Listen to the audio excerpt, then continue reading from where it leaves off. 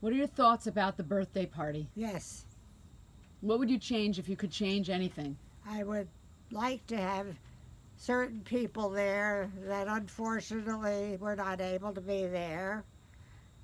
Uh, you probably know who I mean. It's going back to my parents, my husband Marvin, and my son Richard, and Mimi, my sister-in-law, and that would have made it perfect.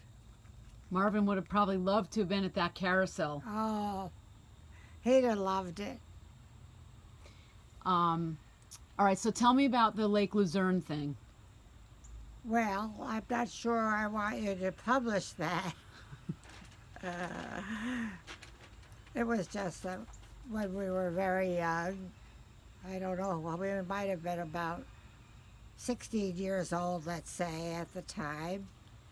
And we were up at Luzerne. There was a group of us girls, and we had a chaperone who was a married woman, and we took a camp up there. And there was a boys' camp up there near there, and they used to come over, and we played Victrola records, and we used to have dancing. But it was all very, very plain, innocent fun, but we made a lot of noise. The neighbors did not like it, and they called the constable, and the constable arrested us, and he fined us. He fined us $5 apiece. How many of you were there? There were, I'm not quite sure. I think there were 6 of us, and the chaperone, who was a married woman with a little girl. So we were well chaperoned, and believe me, in those days, we didn't know things that the 12-year-olds know now. So But tell you this, it was a better time. Yeah. But that's only my opinion. No, I don't. I think there are parts of it that are bad now. Yeah. The kids are just, they're not Yeah. kids anymore. Yeah.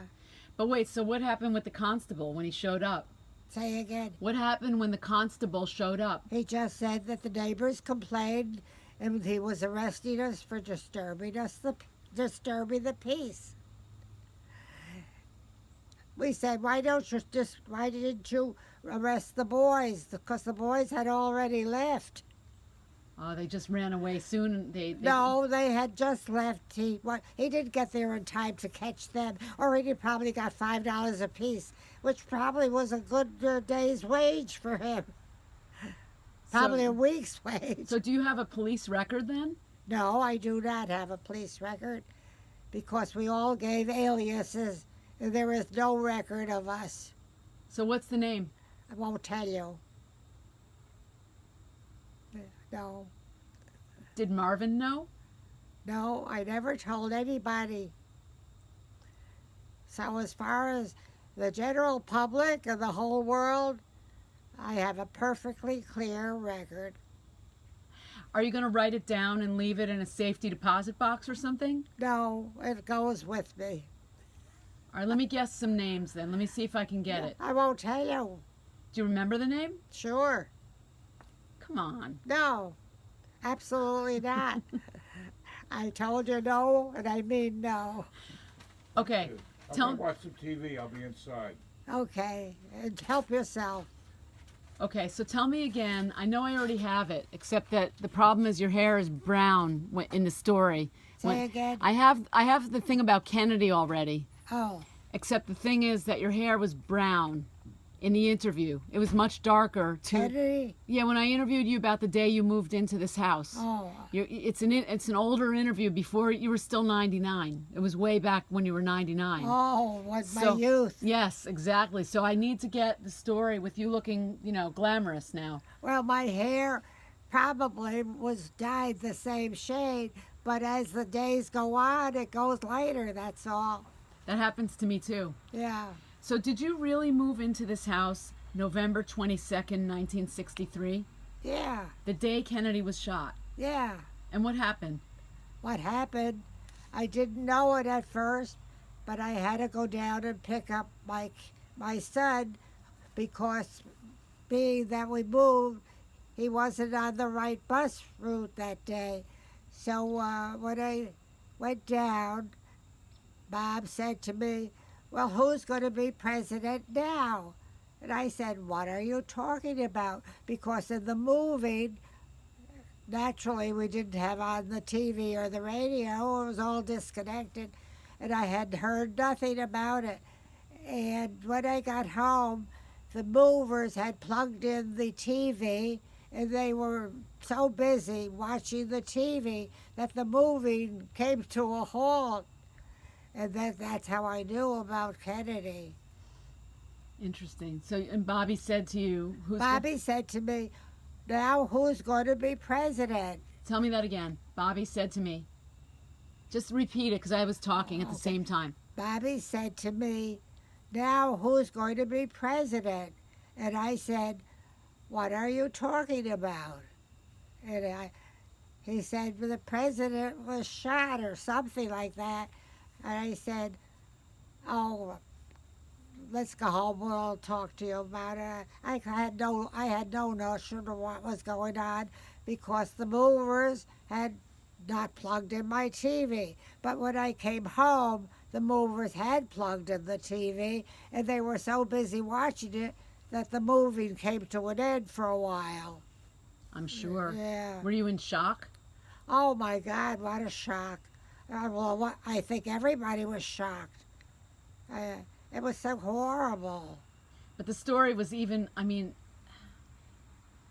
it was even more strange because of the fact that you had literally moved into the house that day. What are the chances?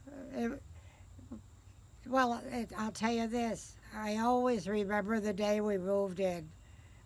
How could I possibly forget? November 22nd, 1963. Yeah. And then the other thing you told me about in the old interview was VJ Day. Oh, VJ Day. What a wonderful day that was.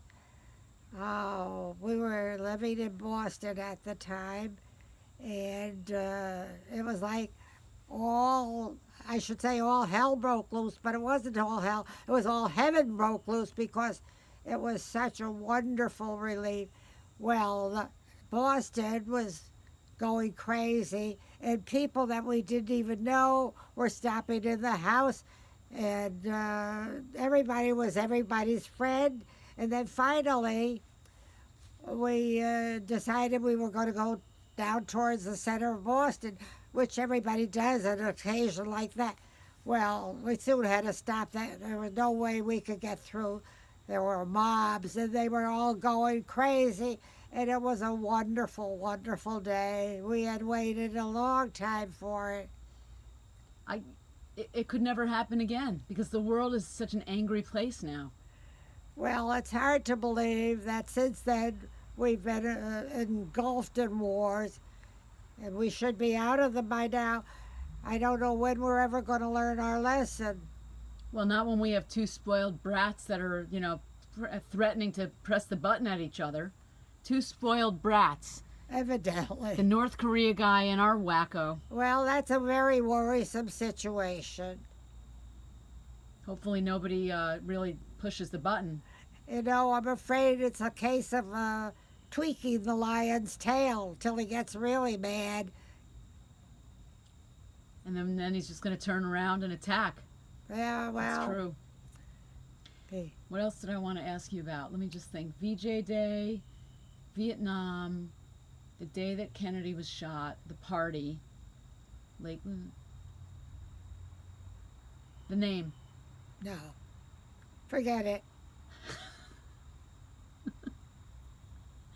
I'm not going to stop asking. Well, I'm not going to stop saying no. All right. What if anybody's watching and they say, "I got to live that long and be that healthy and have such a good brain"? What's the secret? No secret. Just somebody up there has to like you, and also a lot of people down here have to love you. Wow, that's very good. That's very good. Good advice. How about the key to a good marriage? which the key to a good marriage. Boy, I only wish I could do it all over again. No regrets in life. Not about that, not one. Only that I would like to do it over again. I was really the queen of the bay. He treated me like a queen, and I thought the same of him. Well, it was a great role model of a marriage. Well, I don't know whether you would say it was love at first sight, but it was love at pretty soon.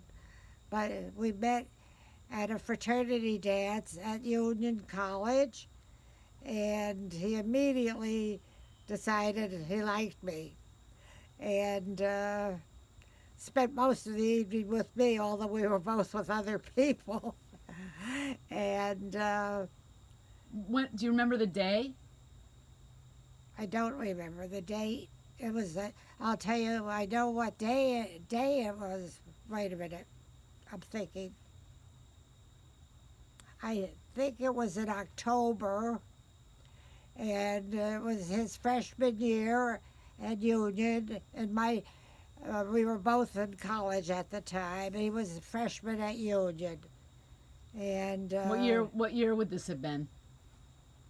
If you were a freshman. well, it would have to be 1935, because he graduated in '39, so that was when he was a freshman.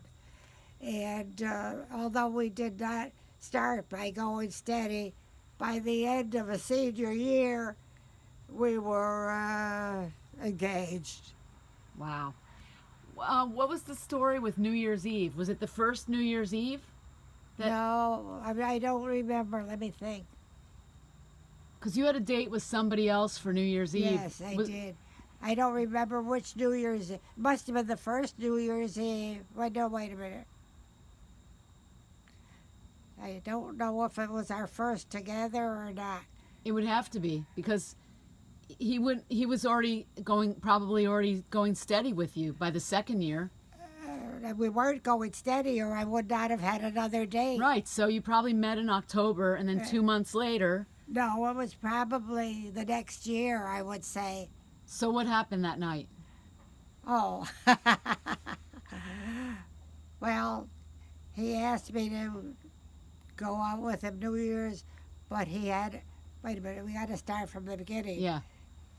He had lost his father about a month previous, and he hadn't been going out. So he did not ask me to go out at that point. Although usually he asked me a long time in advance. But his mother said she thought it would be very good that he should go out. So then he asked me, but I had already been asked to go out by somebody else, and I had accepted. And it was for New Year's Eve. For New Year's Eve, yes. So when he called to ask me, I told him I would like to, but I couldn't do it. I had a previous engagement. And he said, "Can you break it?" I said, "No, I was brought up. My father would never let me break a previous date to take a better one. He thought the fellows deserved better treatment than that." So I went with my father's advice. I said, "No, I'm sorry. I would like it, but I can't." So we left it at that. So I was getting ready for New Year's Eve that day, that night, I should say. I was all dressed. I had a beautiful new dress, and the doorbell rings, and instead of my supposed date, he was standing there. And I said, "What are you doing here?" He said, "I'm your date for New Year's Eve." And I said, "Oh, that can't be." I said, "I have another date with somebody else." He said, "I broke it." I said, well, I got very indignant. I said, "Well, I don't care." I said, "I'm not going out with you because that was not a nice thing to do." So anyhow, we talked and talked, and I thought to myself, it's New Year's Eve. I have a brand new dress. I am not staying home. So I went out. I went out with him. That's the story. And you had a good time, obviously. You must have had a pretty good time. I had a good time. So after that, was that it? That was it, yeah. So that was it. You were going steady. We must have been. I don't remember, but I think so. Do you remember your wedding? Yeah, what about it? Well, I know nothing about it. Oh, what can I tell you? It was just a wedding. In Albany? In Albany? In Albany, yes. Where? It was at Jack's. Oh, Yeah. not at a temple, just at Jack's. Oh no, the wedding itself was in the temple. Well, at that time it was a different place, but it was in the temple, and then the reception and the dinner was at Jack's. And then how many people? Like 100 or something? How many people? Like about 100 people or something? I think there were like 120 people. Wow. Do you remember my father's wedding? Yes. Did you remember meeting my mother for the first time? What? I met her at the first time, but not at the wedding. I met her somewhere else. She was much younger than my father. That's true. Wow. Did you like her right away? Well, I didn't expect that she was going to be my sister-in-law, so I didn't pay any attention. You were busy, probably. You were already raising children by then. Oh no. Yeah. Wait. Yeah, you had Rick in. Oh, just Rick at that time.